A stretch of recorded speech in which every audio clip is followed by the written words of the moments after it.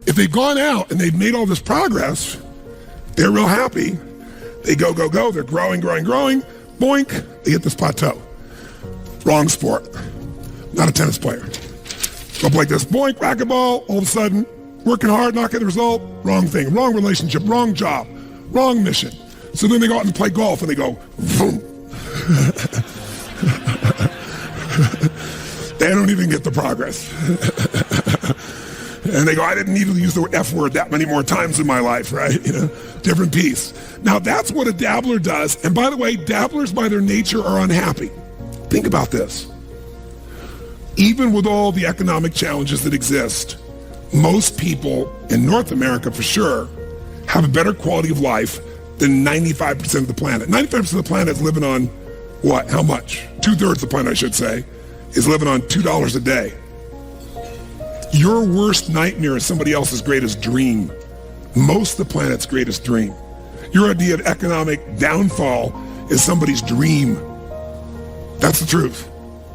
And so what happens though is, would you agree we have more choices, more freedoms, more opportunities today than any time in human history, yes or no?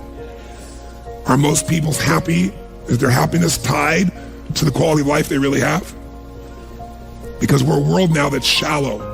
Most people are dabblers. They try something for a while, doesn't work out, they do something else. Now you wouldn't be in this room for 5 days if you were a dabbler, but how many of you got to deal with some of these dabblers out there? Say I. Dabblers are the people you want to make sure you keep off your team or get off quickly, because they're going to quit anyway. And the time, energy, and effort it takes to train a dabbler is the same energy you could have a platinum player. And we're going to show you some ways to do that later on. But let me show you another path for a second before we show you the rest of the training effect. Let's take the path of what I call a stressor. Here's the stressor's philosophy. I find the way. Who can relate to this? Say I. I'm going to find the way. I'm going to achieve it. So they take up a sport like tennis, and it goes like this, and they're doing really, really well, and it's going really good, but eventually, boink, they hit a plateau. Here's the difference. Does the stressor quit? Ever quit? Yes or no? Absolutely not. What does the stressor do when it doesn't work out? What do? Do they settle for it? What if they actually get a little worse for a short time? What happens? They really get stressed when they go, screw this, I'm going to find a way, I'm going to break through, I'm going to learn a book, I'm going to find something, I'm going to coach, I'm going to make this thing happen, I'm going to find a way, I'm going to find whatever it takes to make this thing happen. Poosh! And they break through, ladies and gentlemen. Come on, they break through, ladies and gentlemen. And by the way, they break through and all of a sudden they start making progress, and they're so happy, and all of a sudden, guess what happens? Boink. And you go, damn! How the hell, well, how could that happen? I've been working my tail off. I just had this breakthrough. I just worked through this thing. I just fought through it. But by the way, do they hit another plateau? Yes or no? So what happens here? Do they give up? Do they quit? Do they go, it's the wrong sport?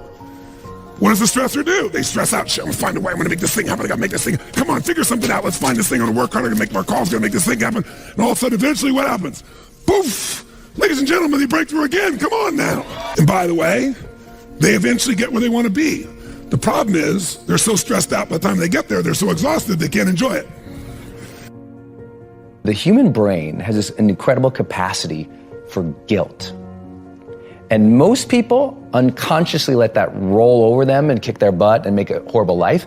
I love guilt. Guilt is a tool. Guilt is a weapon. Guilt does not have to be a bad thing. It's not like I perpetuate, but I'm like, I love that I feel bad when I don't do a good job. Most people hate that about themselves. I love that feeling. I'm like, I didn't do a good job there. Next time I will. So some people, guilt is discouragement. Other people, it's a signal for learning. To me, guilt is a signal for learning. It is the body and the brain, the spirit, knowing what is right, knowing what is wrong, knowing what's great, knowing what's mediocre. And it's saying, hey, do a little better.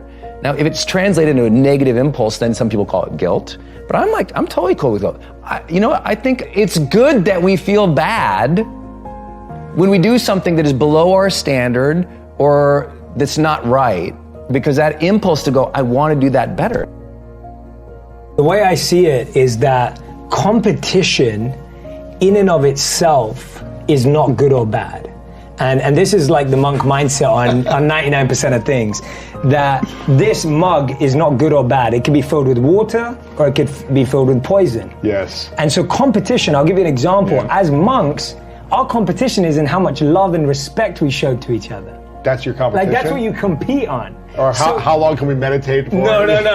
I can meditate longer than you. So if any monk is sitting, and I did this plenty of times. Really? If I sat there and I thought, oh yeah, look at him, he's scratching his back. He got out like he that. moved. Your meditation just got destroyed. All the value. And so monks will never ask how long you meditate.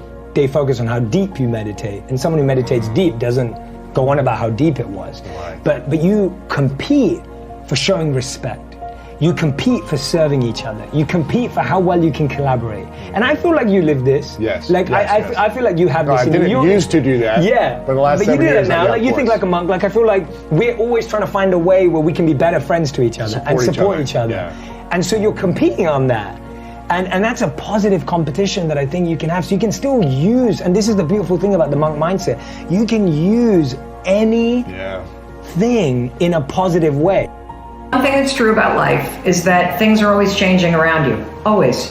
Whether you are moving into a new season or in school and all of a sudden your kids' school schedules change, or you're moving into a new season of work and all of a sudden your work life is changing, or you're moving into a new season of your marriage or of your health or of anything.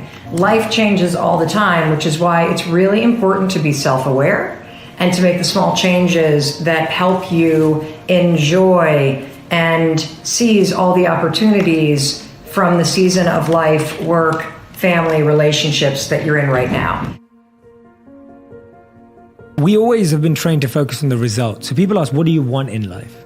And I'm like, forget that. That's the worst question to ask someone.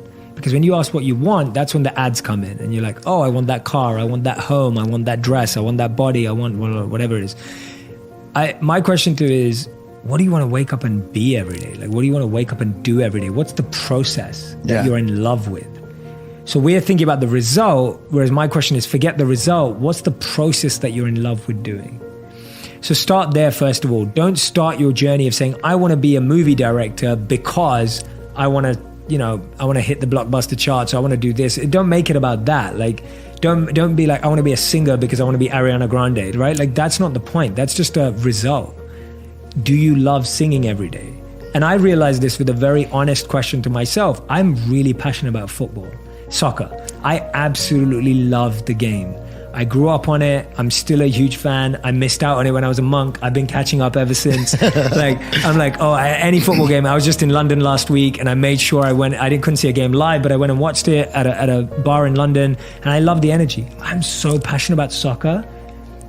I don't have what it takes to be a soccer player. Yeah. Like, I do not want to wake up at 4 a.m. I wake up at 4 a.m. to meditate. When I was a monk, I wake up at 5:30 a.m. now to meditate. I do not want to wake up at 4 a.m. to go out on a raining pitch and play soccer. Mm-hmm. Like, I don't want to be in the gym for 4 hours a day. I want to meditate for 4 hours a day, but I don't want to play soccer for 4 hours a day and then be in the gym and train. I'm not envious of any athlete in the world because it takes a different type of mindset. If you had a kid, obviously you do have a kid, but say if you had like a 20-year-old and he's just a doper where he wake and bakes and doesn't get anything done, he's just always like hanging out with his friends and playing video games, and he's just a loser. Yeah. I wish there was a way you could show someone like that, like, I know that you're getting some comfort and satisfaction out of just laying around doing nothing, eating, getting fat, but your life would feel better and richer if you had a goal, you chase that goal, you accomplish some things, you would get this boost of confidence, you get this boost of self-esteem, like whatever it is that you're into doing. Maybe you're into drawing comic books, maybe you're into making pottery or sculptures, but find whatever the that is and pursue that instead of doing nothing. Like, the people that are doing nothing, those are the real people. I mean, look, doing something might be as simple as like that Alex Honnold guy. He just climbs rocks, but he's world-class rock climber. Though. It's something. And it's also a goal of his, and he's also the best at it, right? Yes, yeah. But those people who smoke pot all day and do that, those are also the guys who hate on Joe Rogan for being in shape, you know what I'm saying, or being disciplined, or get on Kevin Hart's Instagram and hate on, you know what I'm saying? Because they don't, it's their own insecurities. I see what you're saying, but I would assume they would get motivated by seeing other people do something with their lives. Like, that should be motivating, not Yeah, but if you grew up with losers and you're around a bunch of people with shitty attitudes, especially if it's in your household, I was very lucky that both my mom and my stepdad, they're the least hater people I've ever met in my life. They're just not haters in any way. Like if someone's doing well, they're always like, wow, look at this guy, or like, wow, look at her, or wow, look at him. There was never any hate in my house in terms of other people's success. But if you grew up with a dad and your dad's like, yeah, all these rich assholes, he thinks she's a badass, and this, there's people that look at other people's success, and instead of saying, wow, that guy did a lot of work, like the way I'm a successful person, but the way I look at Kevin Hart, he exhausts me, or The Rock. Those guys exhaust me. I'm like, Jesus Christ. Like, I feel lazy next to those guys. Like, they do so much. Like, those guys are so overbearingly ambitious, But some people, they see that and they compare themselves and they don't like it, so they start getting really shitty. And it's like a natural feeling to try to chip away at that person. I believe in human possibility, human potential, and I think that one of our biggest limiting beliefs is the belief of how limited we really are. And so my interest is to give people the science to begin to understand how powerful they really are. And I think that science really is the language that does that really well. And the new sciences like quantum physics and neuroplasticity, neuroscience, neuroendocrinology,